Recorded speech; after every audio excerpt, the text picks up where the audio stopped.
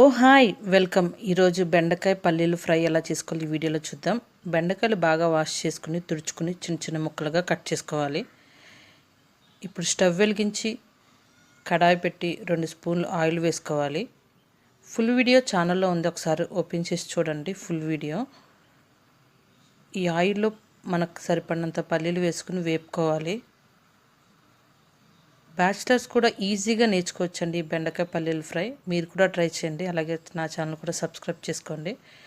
ఈ వేగిన పల్లీలు ఒక ప్లేట్లో తీసుకుని ఇప్పుడు అదే కడాయిలో 2 స్పూన్లు ఆయిల్ వేసి తాలింపు దినుసులు వేసుకుని వేపుకోవాలి. వేగిన తర్వాత మనం కట్ చేసుకున్న బెండకాయలు వేసుకోవాలి. ఈ బెండకాయలు 10 నిమిషాలు వేగనివ్వాలండి. మంటను మీడియంలో పెట్టుకుని వేగనివ్వాలి.